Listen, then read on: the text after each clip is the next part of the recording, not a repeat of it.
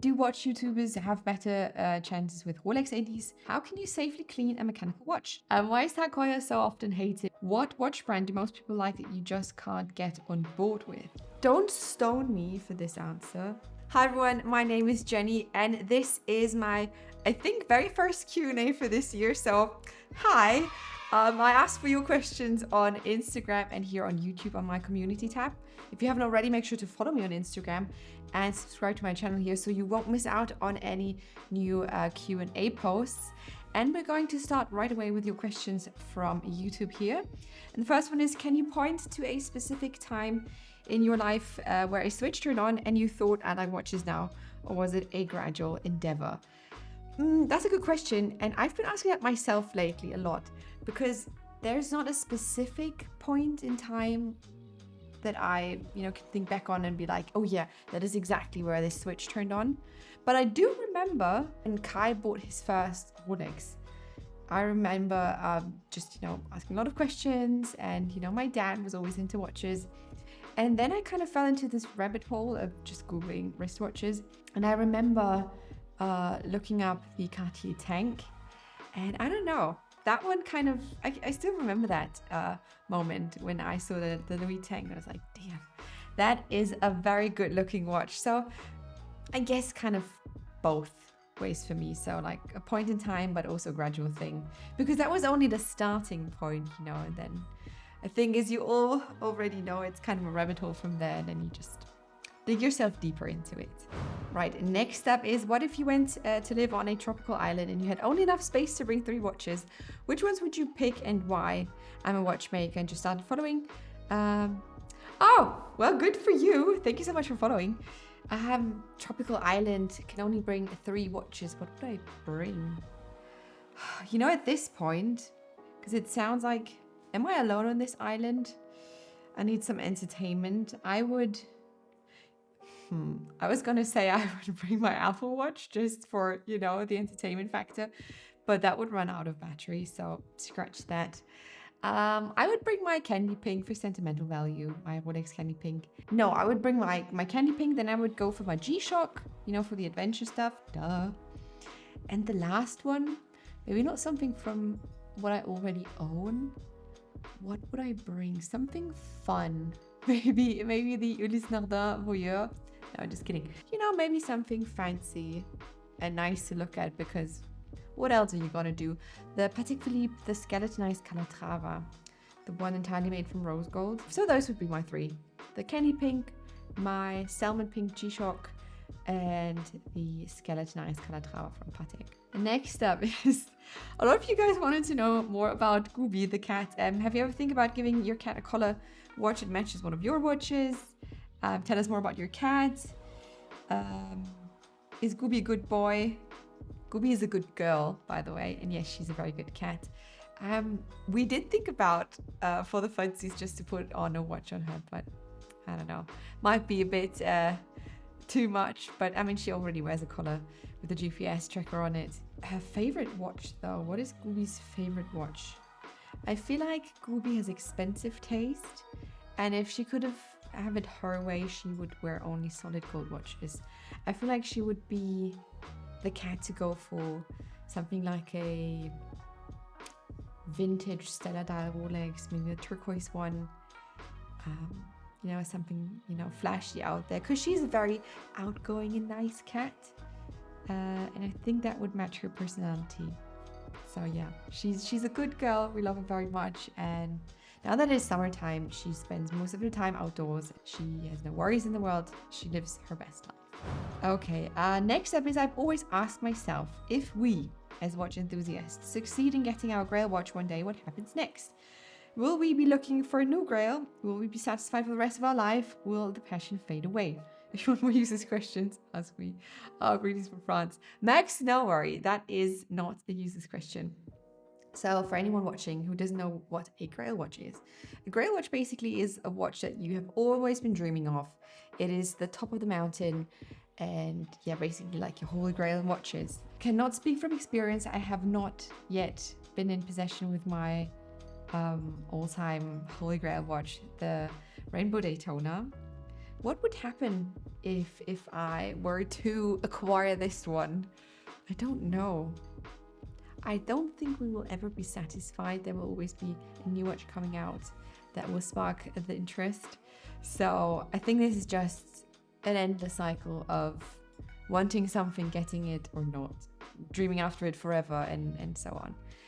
So yeah, I don't think the passion will fade away. Let's put it that way. If you in the comments are watching this have acquired your Grail watch, let us know what happened. How did you feel? How you're feeling now? What happened to you? Ouch. What happened to you and your Grail watch? See, this time it wasn't my watch, it was my elbow. We're good, we're good.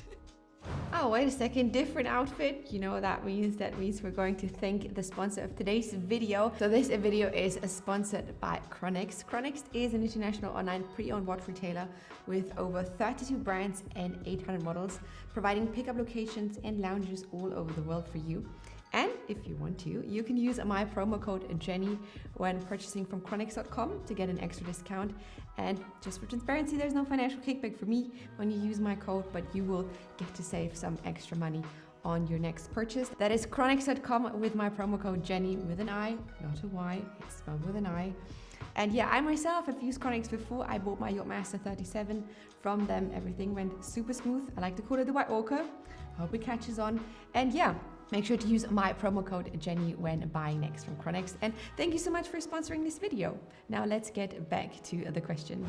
It's cool that you guys share watches. Are there any watches you love and your husband hates, or vice versa? How much bigger is his wrist? Yeah, I know it is pretty great. I agree. Any watches I love and my husband hates, or vice versa? I don't think, and I don't know, Kai, maybe you have to correct me.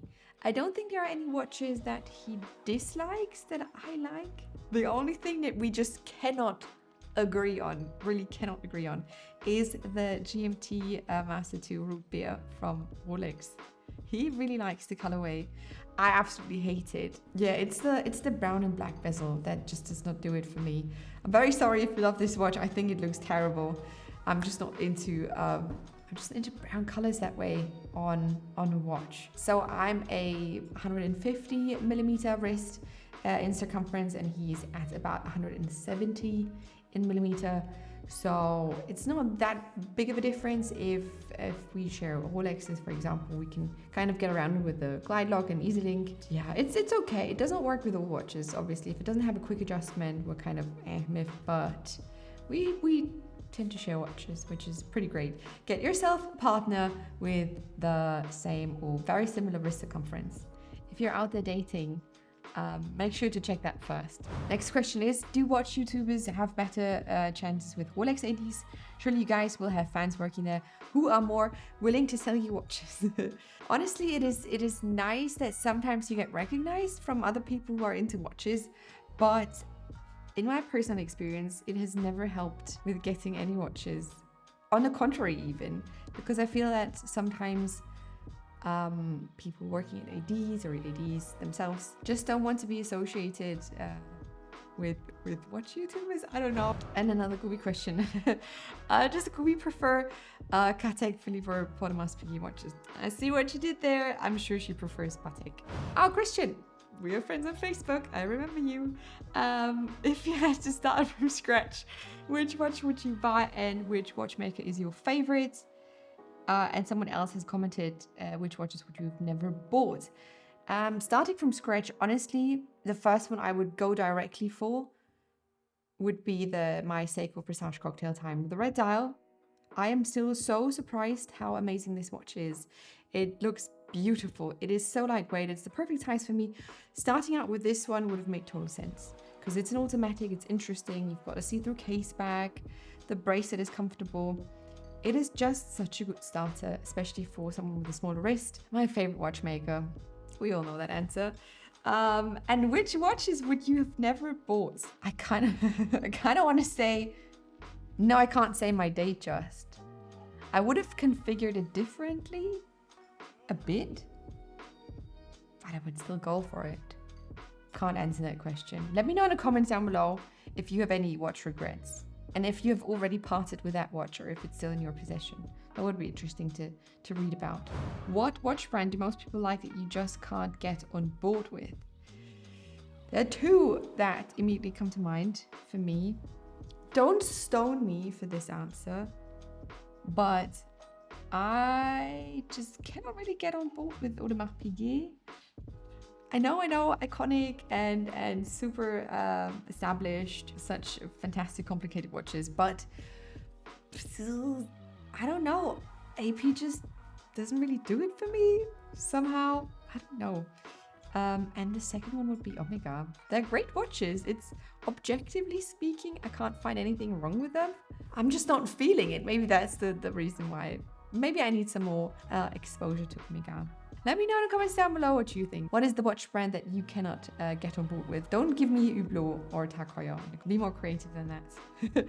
And we are going to switch over to your questions from Instagram. Is there such a thing as summer and winter watch? Absolutely there is, at least for me.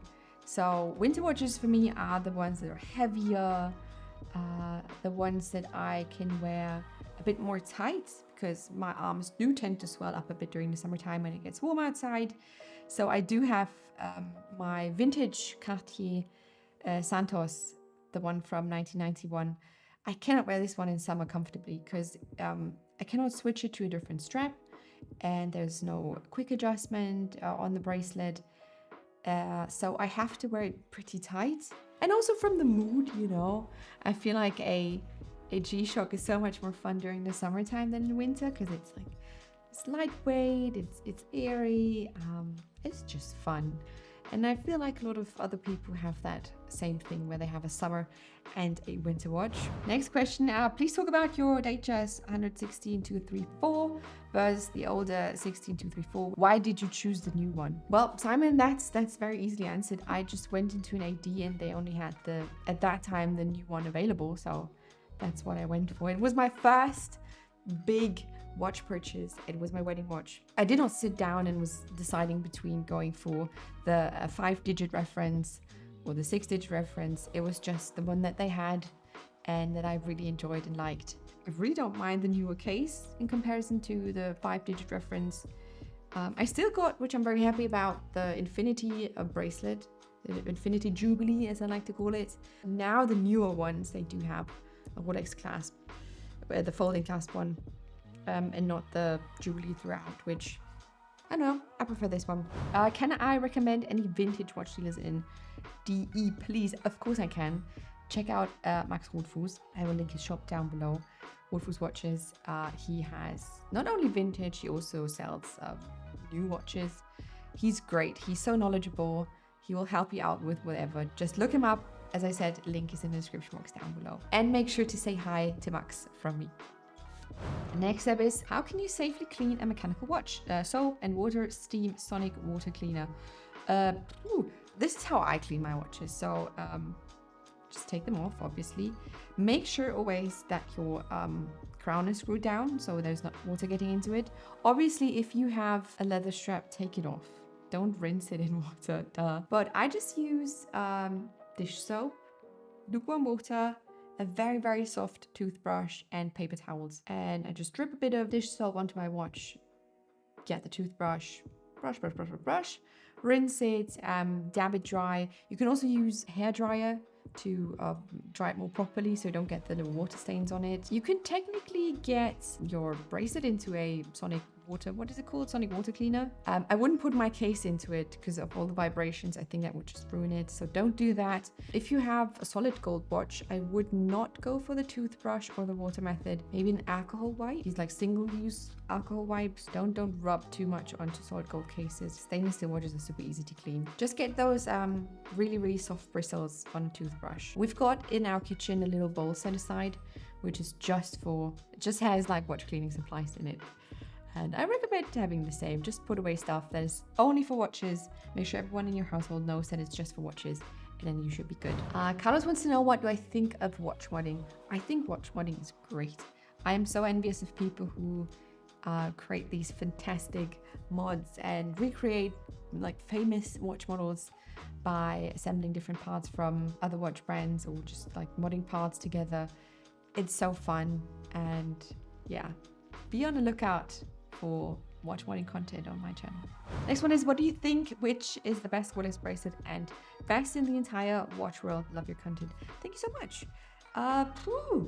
The best Rolex bracelet, well, it's the Jubilee. The President one is also nice, but hands down Jubilee bracelet I think is the most comfortable.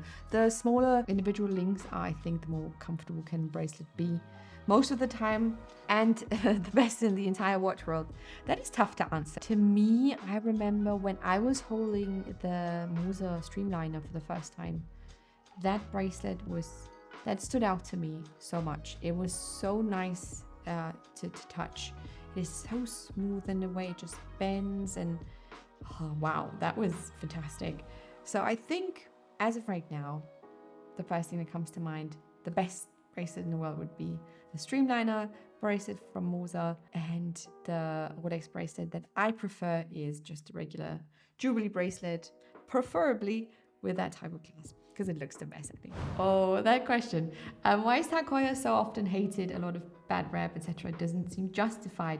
I did a video on this. I will link for you down below, where I get into why I think TAG Heuer gets such a bad rap. The short version of this is basically that their marketing used to send very mixed messages, and the brand ambassadors that they've chosen were not ideal, let's put it that way. But if you want a more in-depth discussion on this, make sure to check out the video in the description box down below. And yeah, that sums up. That is it for today. That is the questions. I cannot answer all of the questions, so sorry, but thank you so much to everyone who sent in their questions for my Q&A. As I said in the beginning, if you don't want to miss out on the next one, make sure to subscribe to my channel and follow me on Instagram. I will put everything up on the screen so you won't miss out on my next Q&A or any new video or content that I will put out. And yeah, again, thank you so much for watching this video today, and I will see you in my next one. Bye!